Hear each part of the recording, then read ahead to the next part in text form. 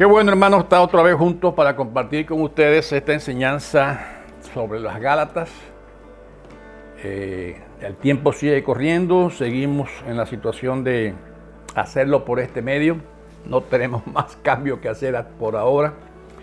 Sabemos la situación tan incómoda que se está dando a todo a nivel del país por el crecimiento otra vez de la pandemia. Bueno, pidamos al Señor que Él siga en control de todo como siempre lo ha hecho. Creamos que Él va a seguirnos protegiendo. Así que le doy gracias a ustedes porque han sido fieles en estar presentes en los videos, en comunicarse de alguna manera, en por lo menos tomar una reacción. Y yo espero otra vez que lo estemos usando de muchas maneras. No lo dejen oír una sola vez, pueden oírlo varias veces. Estoy seguro que hay mucha información para todo lo que hacemos. Gracias, Jonathan, por tu ayuda siempre en este medio. Nos ayuda mucho el poder salir y estar presente en el corazón y en la casa de todos los hermanos. Gracias a los hermanos que están fuera del país también viéndolo. Me siguen comunicando que están aprovechándolo, lo cual es una gran bendición. En la iglesia seguimos reuniéndonos presencialmente para nuestros cultos de adoración y alabanza, con las medidas sanitarias que ya sabemos que nos ayudan. Pero si usted sigue pendiente de nuestro culto, pues sígalo viendo por los medios sociales. Hay varios donde está saliendo y estoy seguro que puede aprovechar. Un día nos volveremos a encontrar juntos otra vez. Le pedimos al Señor que ese día no se tarde tanto. La verdad que ha sido ya largo el tiempo, pero no tenemos sino que llenarlo de paciencia, de calma y seguir adelante. Así que sigamos en contacto de esta manera, sigamos pidiendo al Señor que esté en control de las cosas. Hasta ahorita no hemos escuchado de personas con dificultades de salud. Sabemos que algunos hermanos se han enfermado, pero Dios ha sido fiel y bueno con todos nosotros.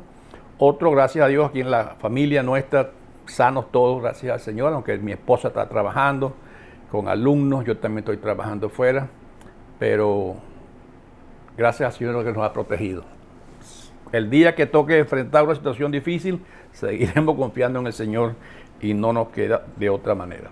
Hoy nos toca trabajar sobre el libro otra vez en Gálatas, un pasaje sumamente interesante. Es Gálatas 3, 19 al 25. Repito, Gálatas 3, 19 al 25.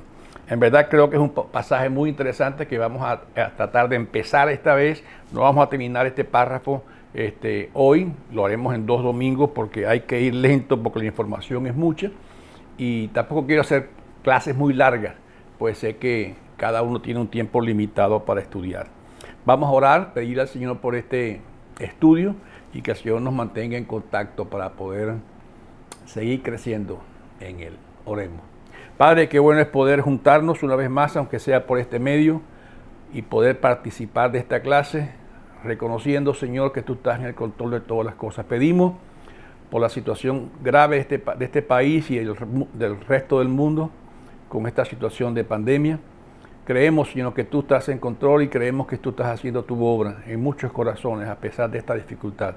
Ha sido larga, ha sido tediosa, ha sido fuerte, pero, Señor, queremos seguir depositando nuestra confianza en ti. Y en este tiempo que se acerca ya el Día de Acción de Gracias, también queremos aprovecharlo para mantenernos cerca de ti y poder agradecerte por tantas cosas que nos has dado. Gracias por tu bendición, gracias por la iglesia Hope Chapel, gracias por nuestro pastor, gracias por nuestros ancianos, gracias por nuestros líderes, gracias por cada miembro.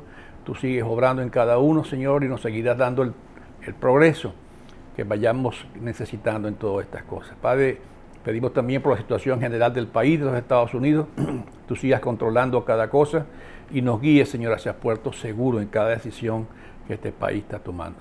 Guíanos en este estudio, danos tu sabiduría, danos tu gracia, danos tu dirección del Espíritu para poder desarrollar este tema de una manera lo más entendible posible. Y, Señor, tu Espíritu Santo que habla en nuestros corazones, como siempre lo pedimos. Que no sean mis palabras como humanos, sino que sea tu Espíritu Santo enseñando a cada corazón a través de tu palabra misma. En Cristo Jesús lo pedimos, Señor. Amén y amén. Bien, hermanos, voy a leer para ustedes entonces el libro, el capítulo 3 de Gálatas, versos 19 al 25, y comenzaremos con la primera parte de este párrafo, ¿ok? Es muy interesante. Dice así la palabra de Dios en Gálatas 3, 19. Entonces, ¿cuál es el propósito de la ley? Fue añadida por causa de las transgresiones hasta que viniera la descendencia a la cual se hizo la promesa. La ley se promulgó por medio de ángeles por conducto de un mediador. Ahora bien, no hace falta mediador si hay una sola parte, y sin embargo Dios es uno solo. Si esto es así, ¿estará la ley en contra de las promesas de Dios? De ninguna manera. Si se hubiera promulgado una ley capaz de dar vida, entonces sí que la justicia se basaría en la ley. Pero la Escritura declara que todo el mundo es prisionero del pecado, para que mediante la fe en Jesucristo, lo prometido se le concediese a los que creen. Antes de venir esta fe, la ley nos tenía presos, encerrados hasta que la fe se revelara. Así que la ley vino a ser nuestro guía encargado de conducirnos a Cristo, para que fuéramos justificados por la fe. Pero ahora que ha llegado la fe, ya no estamos sujetos al guía. Así es la palabra del Señor. Bien, ¿qué? Pablo está entrando aquí en un tema realmente bastante profundo, y yo creo que estamos entrando a una sección o muy importante, otros dirían la más importante de la carta de Pablo, una de todo este libro, ¿verdad? Sobre el argumento teológico de lo que Pablo está explicando, el porqué de las cosas. Y si Pablo no se esmera mucho en explicar este tema, realmente sería el fracaso. No le harían caso. Sería prácticamente tiempo perdido, a menos que le explique este tema que está tratando en estos versos. Les pongo un ejemplo. Si yo les digo mañana a ustedes, hermanos, para ustedes ser cristianos deben comer pollo. La primera reacción que ustedes tendrían a esa afirmación mía, ¿cuál sería? Piénselo. Y yo creo que es eso lo que están pensando. Usted va a decir inmediatamente, hermano Jaime, dígame dónde la Biblia dice eso, ¿verdad? Me diría, búscame el versículo que dice que para ser cristiano yo debo comer pollo. Sería una locura, pero es un ejemplo así, ¿verdad? Si Pablo no explica este tema de la ley y lo explica claramente y lo demuestra con teología bíblica, ganarían los judaizantes, perdería Pablo, y prácticamente toda la iglesia de Gata se hubiera ido a seguir a los judaizantes inmediatamente. Así de importancia este tema. Porque esa es la pregunta que ustedes harían. ¿Dónde está eso en la Biblia? Porque es lo más lógico. Y así le pasaba a Pablo. Dinos dónde está eso, Pablo. Dime de dónde estás sacando, dónde estás inventando todo este tema, porque está difícil de entender. Pero Pablo ya había hecho varios argumentos. Recuerden que venimos tratando los argumentos que Pablo venía haciendo de diferentes maneras. Y tenemos que entender qué hay debajo de todo esto. Pero lo más importante, el tema aquí es cómo se relaciona una persona con Dios. Pablo claramente dice por la fe. ¿Cómo se relaciona esto del cristianismo con esto otro que teníamos antes, que es la ley de Moisés? Ahora tenemos dos cosas, ¿cómo encajan la una con la otra? Es algo básico y fundamental para los judíos del primer siglo. Ellos habían vivido por mucho tiempo parados y creyendo sobre la ley, que la ley era su fuerte en la obediencia para agradar a Dios y para acercarse con Dios. Y no les es fácil a ellos ahora entender. Y muchos han discutido sobre todo esto, ¿verdad? Así que tenemos que tratar el tema con mucho cuidado, las áreas importantes que hay en este pasaje, y vamos a irla viendo poco a poco. Porque así la vamos a entender, y repito, van a ser dos clases porque el tema es bastante extenso. Empezando por los que leímos ya del 19 y el 20, Pablo hace ese propósito histórico de la ley. Si el pacto de Abraham era primordial, era primero a la ley, entonces la pregunta lógica es, ¿cuál de estos entonces tiene el propósito de la ley? ¿Dónde entra la ley? Si ya había un pacto muy bueno, ¿para qué Dios nos trajo la ley? ¿Para qué Dios nos mostró la ley? Y recuerden algo, hermanos, para ellos la ley, como les dije, era el fundamento de su relación con Dios. Ellos se encontraban con Dios por la ley y el pacto de Abraham lo tomaban como un comienzo de esa relación. Así que otros también veían como una relación progresiva iba pasando. Dios empezó con Abraham y luego lo perfeccionó con la parte que le dio a Moisés. Y parecía una pregunta, una situación lógica, ¿verdad? Pero la pregunta surge, luego, ¿qué papel ocupa la ley dentro del plan de Dios para su nación y para su pueblo? Y Pablo ya había establecido algunas bases, lo que hemos estado estudiando antes. Ahí le había dicho, ustedes los Gálatas, recuerden, ya les dije, ya lo experimentaron. Recuerden cuando leímos 3, 1 al 5. Dice, ustedes lo experimentaron, ustedes lo sintieron, tuvieron experiencias personales. Abraham dice claramente, ya fue justificado por la fe y no por las obras. Gálatas 3, 6 al 9, también lo estudiamos ya. El primero, Gálatas 3, 1 al 5, el segundo Gálatas 6 al 9, del mismo 3. Y luego dice, estar bajo la ley, claramente Pablo, lo leímos hasta la semana pasada, del 10 al 14, es estar bajo maldición. Así que la situación era fuerte y era dura porque había que traer estos temas tan importantes. Una vez más, Pablo establece que Dios nunca pretendió que la ley tuviera una función de salvar.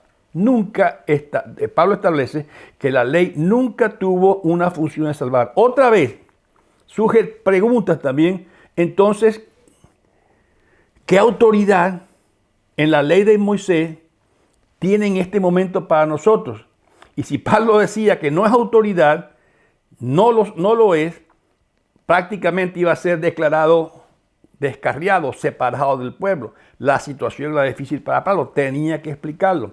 Así que la respuesta a eso es la base para lo que Pablo trató de explicar y para eso existió, diría yo.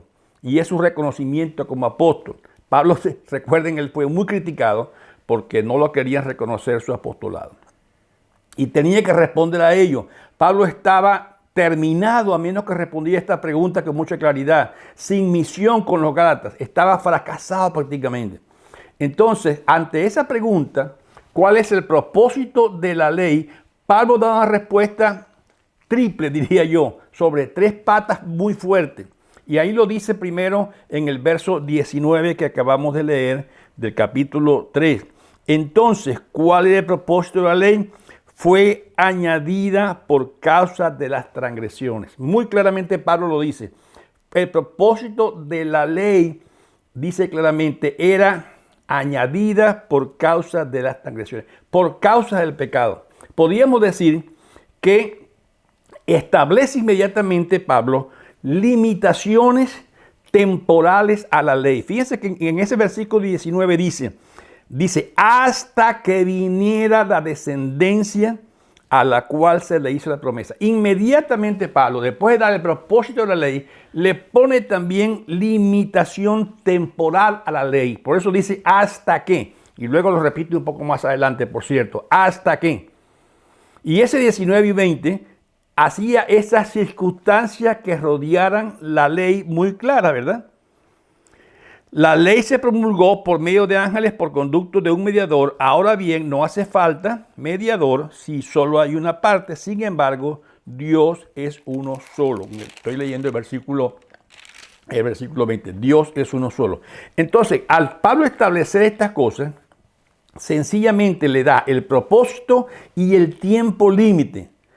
Algunos piensan que Pablo estaba, por decir así, que el cristianismo eliminó a la ley por el Espíritu Santo, inauguró esa nueva era. Otros piensan que la ley está revelando la voluntad de Dios y ahora esa voluntad está completa en Cristo y a través del Espíritu Santo. Y tenemos la palabra fiel, especialmente del Nuevo Testamento ahora, para conocer esa voluntad. Pero sin duda que podemos reconocer que la ley nos da principios de vida y que sirven para aquellos que por fe son guiados por Cristo y por el Espíritu Santo como principio de vida. También la ley sigue siendo importancia para nosotros en el tiempo de hoy como iglesia. Sí, ¿por qué? Porque nos revela la voluntad de Dios como su pueblo. Como su pueblo. Ahora tenemos la guía del Espíritu Santo que nos ayuda a nosotros a entenderla eso y a caminar. Ya no lo hacemos ya no seguimos, por decir así, la ley, sino que ahora seguimos la guía del Espíritu Santo. Y es importante pensar en esto. Es importante cómo nosotros nos relacionamos. Por decir así, podríamos decirle, la ley sirve de varios usos. Por ejemplo, en la sociedad en general, nos da una guía moral, nos da una guía del derecho civil. A través de la historia, muchos países se han guiado por esa ley dada a Moisés para formar sus códigos civiles legales, ¿verdad? Y es como Dios revelando el pecado y llevándonos a la gracia, pero dándosela al mundo en general para que la conozca. En la iglesia tenemos, repito, la ley como una guía ética. Pero por supuesto, hablando también de la iglesia, la ley se relaciona con nosotros. ¿De qué manera? Primeramente, la respuesta que da a Pablo mismo en el verso 19. Claramente dice, añadida por causa de las transgresiones. También lo afirma en el verso 24. También lo dice en el verso 24. Así que la ley vino a ser nuestro guía encargado de conducirnos a Cristo para que fuéramos justificados por la fe. Pablo le encuentra a la ley ese propósito, añadida por nuestras transgresiones, como una guía que nos permite ver la voluntad de Dios a nuestra vida y el propósito que Dios tiene para ella. La ley se dio para revelar, por decir así, nuestra condición de pecado. La ley nos pone el espejo enfrente donde nos vemos y decimos, no llegamos a ella, quedamos cortos, por lo tanto, no podemos satisfacer a Dios. Es un instrumento de juicio de Dios para algunos por sus comportamientos que son contrarios a la voluntad de Dios. Pero también nos da la respuesta de esa limitación temporal hasta que viniera, le puso un fin, hasta que viniera la descendencia a la cual se hizo la promesa. Y esa descendencia no era Isaac, esa descendencia era Cristo. Por lo tanto, Pablo le pone un punto de inicio a la ley, pero también le pone un punto final a la ley. Dios nos dio la ley para revelar la mala conducta nuestra, el pecado nuestro, hasta que ahora llegara la venida del Mesías, la venida de Cristo, la venida del Espíritu Santo, y ahora tuviéramos la revelación completa para todos nosotros. Pero también hay unas circunstancias de cómo fue entregada la ley, y aquí lo enfatiza Pablo, ¿verdad? Estas circunstancias, ya lo habíamos hablado en el versículo 1 y 2, dice, es inferior a la promesa. La ley es un acuerdo entre Dios y la promesa, y esa promesa, de acuerdo a Dios, lo hace como un pacto. Recuerden allá cuando otras veces los hemos referido a lo que pasó con Abraham en Génesis 15 y Génesis 12 también. Dios estableció esa ley allá con la promesa, la estableció con Abraham y después la ley con la promesa. En conclusión podemos decir que la ley revela el pecado, no da vida, claramente lo dice Pablo, y revela ese pecado solo hasta que viniera Cristo y viniera el Espíritu Santo. Ahora el encargado de llevarnos a eso es el Espíritu Santo, quien trae convicción de pecado, ya no la ley. Quiero que lean conmigo en Juan 16 para escuchar las palabras de Cristo. Juan 16, los versos 7 al 11, para que vean cómo lo explica el mismo Cristo. Repito, Juan 16, 7 al 11. Ya llego. Quizá ustedes ya llegaron primero que yo. Juan 16, 7 al 11. Miren lo que dice. Pero les digo la verdad, les conviene que yo me vaya, porque si no lo hago, el Consolador no vendrá a ustedes. En cambio, si me voy, yo lo enviaré a ustedes. Y cuando Él venga, convencerá al mundo de su error en cuanto al pecado, a la justicia y al juicio. En cuanto al pecado, porque no creen en mí.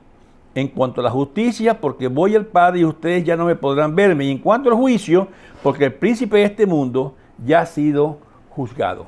Leí en Juan 16, 7 al 11. El propósito entonces, ahora ya no necesitamos la ley que nos revele el pecado. Ahora tenemos al Espíritu Santo, claramente dice, lo enviaré a ustedes y cuando Él venga convencerá al mundo de su error en cuanto al pecado, a la justicia y al juicio. Vemos aquí cuál es el papel entonces ahora del Espíritu Santo, convencernos de ese pecado, nosotros y al mundo, y así darnos la oportunidad de conocer a Cristo. ¿Hay una función histórica de la ley? Sí lo hay. Y el mismo Pablo en este capítulo que leímos lo da. Los versos 21 al 25. Y ya Pablo estableció que la ley fue dada para revelar ese pecado por un periodo limitado de tiempo. Dice, hasta que llegue el que se le hizo la promesa. Ahora debe hacer la otra pregunta. ¿Es la ley contraria a los propósitos de Dios? Y Pablo claramente dice, lo dice en el capítulo, en el verso 21, ahora, antes de venir la fe, la ley nos tenía presos, encerrados hasta que se revelara la fe. Claramente Pablo pone periodos de tiempo a esto. La ley hasta que se revelara esto. Por eso Pablo dice, no es contraria al propósito de Dios. Tuvo su momento, tuvo su plan, tuvo su propósito, ya se cumplió. Y Pablo claramente dice, en absoluto, no es contraria. Tuvo un propósito y ya se cumplió. Los judaizantes no aceptaban mucho esto, no se sentían satisfechos por esa respuesta. Y Pablo ha gastado ya prácticamente 20 versos, todo el capítulo que ya hemos estudiado del libro de Gálatas. En el capítulo 3, Pablo lo ha invertido en explicar estas cosas y aún no les responde sus inquietudes, ¿verdad? No se sienten satisfechos.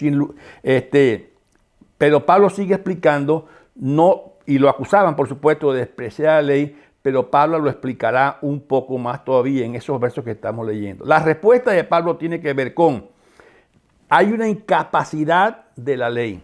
¿Cuál es la incapacidad de la ley? En el verso 21, ¿verdad? Nos tenía presos, encerrados.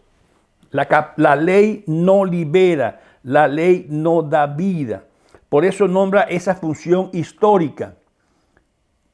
En el 21 lo dijo ya. Esta ley, si esto es así, estaría la ley en contra de la promesa de Dios. De ninguna manera, dice Pablo. Si se hubiera promulgado una ley capaz de dar vida, entonces sí que la justicia se basaría en la ley. Pero enseguida también Pablo dice cuál es la función entonces. Pero la Escritura declara, estoy leyendo verso 22, pero la Escritura declara que todo el mundo es prisionero del pecado para que mediante la fe en Jesucristo lo prometido se conceda a los que creen. Pablo lo dice claramente, la función de la ley es traernos presos hasta que se revele esto y ayuda a esa función histórica, ¿verdad? Claramente lo dice en el verso 22. Así que la ley vino a ser nuestro guía, estoy en el 24, perdón. Pero la Escritura declara que todo el mundo es prisionero del pecado para que mediante la fe en Jesucristo lo prometido se conceda a los que creen. Claramente Pablo dice, esa función es traer ahora la promesa de Cristo. Traerla, ¿para qué?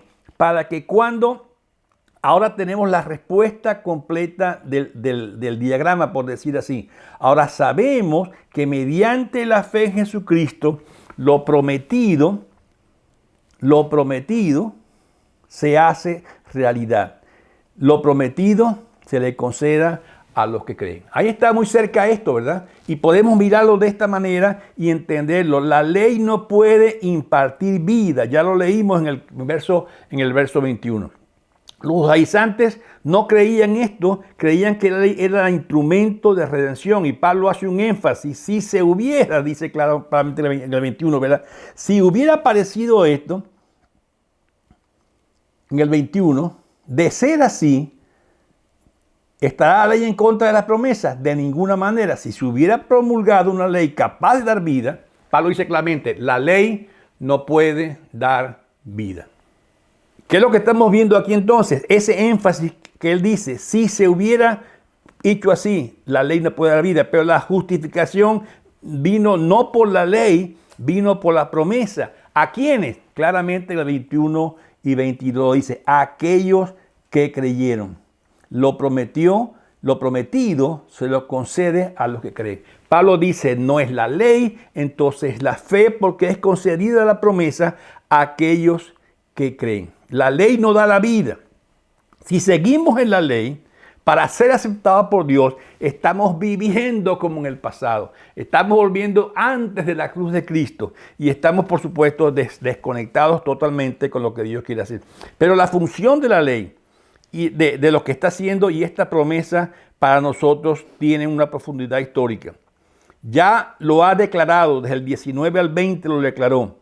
La función de la ley, todos somos prisioneros del pecado. La ley nos sirve como esa guía entonces para hacernos mirar a Cristo. Si no tengo remedio entonces con mi pecado, ¿cuál es la solución? Y ahí está la solución de la fe. Prisioneros al pecado, y esa es la realidad que vivimos. Y esta función de la promesa histórica lo dice claramente. ¿Para qué? Para conceder esa promesa hecha a aquellos que creen. La ley condena, las promesas dan vida. Por eso al final da esa función. ¿Es temporal la ley? Sí, es temporal. ¿Hasta cuándo? Hasta que venga el cumplimiento. Su efecto es completo. Nos tiene presos, nos tiene amarrados. Su resultado, por supuesto, es la muerte. Y entonces la ley claramente, lo leímos en el 25, pero ahora que ha llegado la fe, ya no estamos sujetos a guía. Pablo le puso un principio, un propósito, una forma de aplicar y un fin a la ley. Y de allí en adelante dices, cumple las promesas aquel que recibe, aquel que cree. Es una guía para nosotros, lo dijimos ya.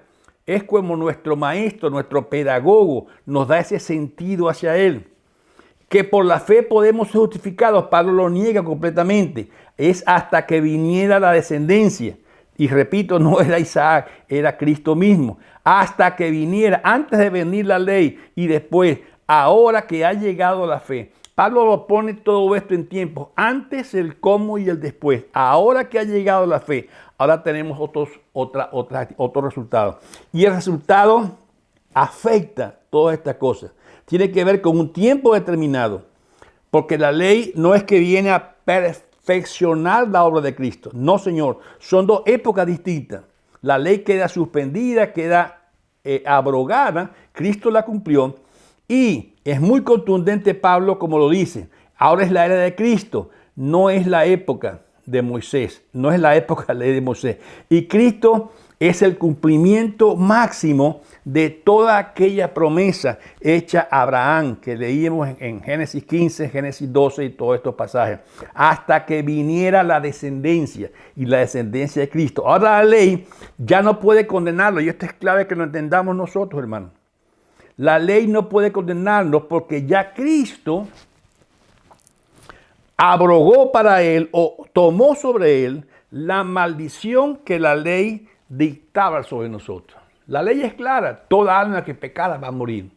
Pero ahora Cristo, y ya lo leímos en el verso 10 al 14 del mismo capítulo 3 que estamos leyendo, ¿verdad? Todos los que viven por las obras que demanda la ley están bajo maldición porque Cristo está. Maldito sea quien no practique fielmente todo lo que está escrito en este libro de la ley. Ahora bien, es evidente que por la ley nadie es justificado delante de Dios, porque el justo por la fe vivirá. La ley no se basa en la fe, por el contrario, quien participe de estas cosas vivirá por ella. Cristo, verso 13, nos rescató de la maldición de la ley al hacerse maldición por nosotros, pues escrito está, maldito todo aquel que es colgado en un madero. Así sucedió. Para que por medio de Cristo Jesús la bendición prometida a Abraham llegara a las naciones y para los que por la fe recibieron al Espíritu según la promesa. Pablo es muy claro en explicar estas cosas. Ahora, aquello que producía la ley, que era la maldición, al acusarnos de pecado y al condenarnos, bendito sea el Evangelio del Señor. Bendito sea el evangelio que nosotros conocemos. Ahora es Cristo quien recibe por nosotros el castigo de esa maldición. Y les advierto, esto es evangelio puro. Esto es evangelio esencial. Cristo recibió sobre sí la condena que tú y yo merecíamos. Cristo recibió sobre sí el castigo que tú y yo merecíamos. Por eso es imposible tratar de seguir viviendo bajo la ley cuando ya la promesa se ha dado, ha sido cumplida y Cristo muere en un madero recibiendo sobre él la maldición, el justo por los injustos, el santo por los pecadores, muere, Cristo se hace maldición por nosotros.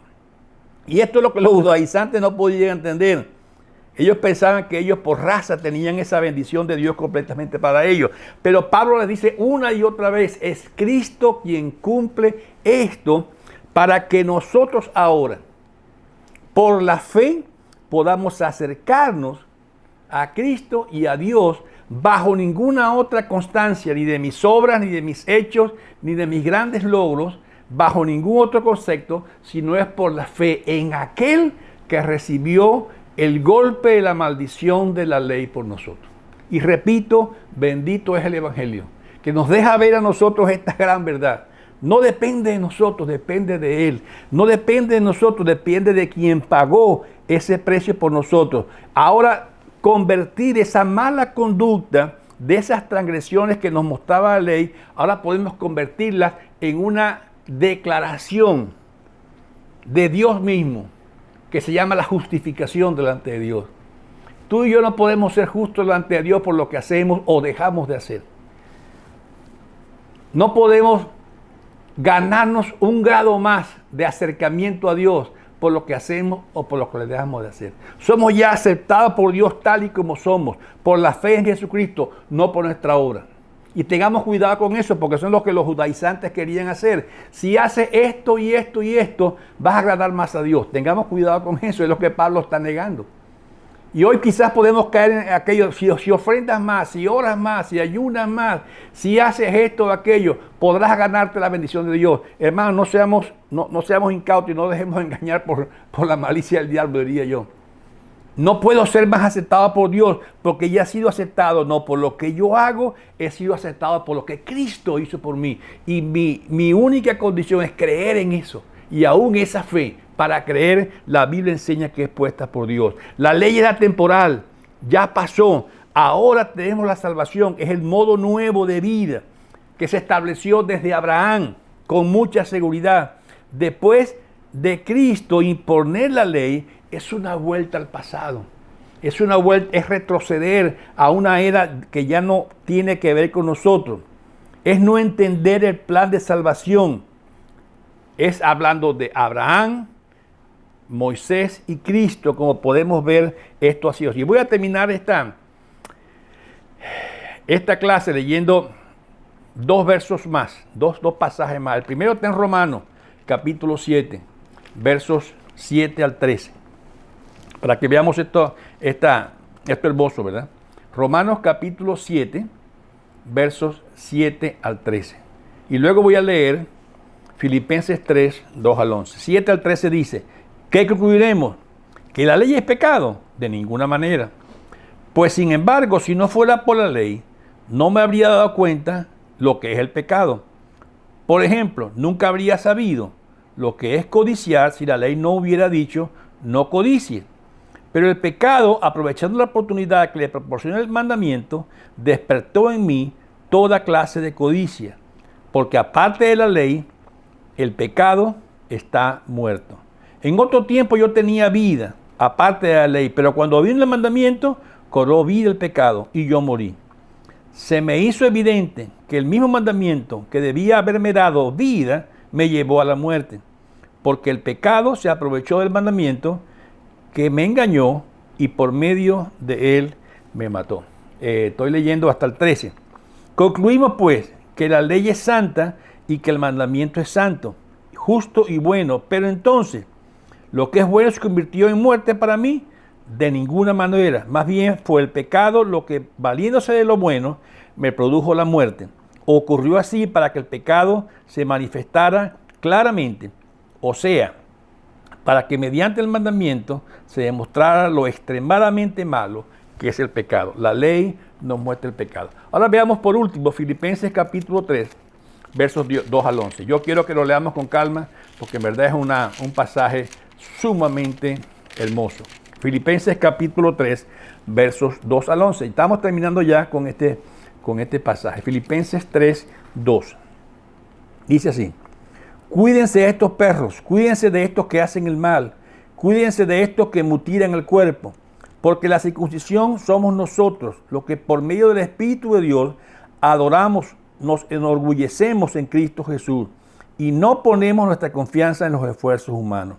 Yo mismo tengo motivos para tal confianza. Si cualquiera otro cree tener motivos para confiar en sus esfuerzos humanos, yo más. Circuncidado del 8º día, del pueblo de Israel, de la tribu de Benjamín, hebreo de pura cepa, en cuanto a la interpretación de la ley, fariseo, en cuanto al celo, perseguidor de la iglesia, en cuanto a la justicia de la ley, que la ley exige, intachable. Sin embargo, todo aquello para mí que era ganancia, ahora lo considero pérdida por causa de Cristo. Es más, todo considero pérdida por razón del incomparable valor de conocer a Cristo Jesús, mi Señor. Él lo he perdido todo y lo tengo por estiércol a fin de ganar a Cristo y encontrarme unido a Él. No quiero mi propia justicia que procede de la ley, sino la que se obtiene mediante la fe en Cristo. La justicia que procede de Dios basada en la fe. Lo que he perdido, lo he perdido todo a fin de conocer a Cristo. Experimentar el poder de su manifestación en su resurrección. Participar en sus sufrimientos y llegar a ser semejante a Él en su muerte. Así espero alcanzar la resurrección de entre los muertos. Hasta ahí concluye. Miren lo clave de estos pasajes para Pablo. Pablo dice, yo por hacer cosas las he hecho todas, pero todo esto es basura. Todo esto lo considero pérdida con tal de alcanzar a Cristo. Bien, hermanos, Pablo entró en este tema. La semana que viene lo vamos a continuar. Yo les pido que repasen estos pasajes una vez más, que los mediten y entendamos claramente que nos está llevando Pablo al maravilloso descubrimiento que nuestra relación con Dios, desde Abraham hasta hoy, nunca se ha basado en nuestros logros personales y en nuestros esfuerzos. Siempre se ha logrado en la fe puesta en el sacrificio santo y puro de Cristo. Y así nos da la base para poder luego caminar con Él, crecer en Él. De la manera que hemos recibido a Cristo, debemos caminar con Él, por la fe y únicamente por la fe. Dios les bendiga ricamente y espero que haya sido de ayuda esta clase. La semana que viene la continuamos este mismo pasaje, lo vamos a concluir con algunas aplicaciones y estoy seguro que todos vamos a aprender juntos. Dios les bendiga ricamente. Vamos a orar. Señor, qué bueno que podemos ver estas palabras tuyas aquí en la Biblia, que nos describen claramente el propósito que tú has tenido con cada cosa. Nunca tú pensaste, Señor, que nuestra salvación dependiera de nuestro esfuerzo. Sabíamos que estábamos muertos en nuestros delitos y pecados. La ley nos los reveló. No podíamos cumplir ni siquiera un cuarto, un décimo de todo esto, Señor. Sencillamente por nuestra condición de pecado. Pero gracias porque tú viniste y en la cruz entregaste tu vida. El justo por los injustos, el santo por los pecadores. Recibiste en tu cuerpo el castigo que nosotros merecíamos para darnos vida. Padre, que nada nos distraiga de esta gran verdad. Que nada nos devalúe este valor intrínseco del Evangelio, de reconocer que depende de ese sacrificio hermoso de Cristo Jesús. Guíanos a estas cosas, enséñanos estas cosas. En Cristo Jesús lo pido. Amén y amén. Gracias, hermanos, por su tiempo. Dios les bendiga ricamente. Amén.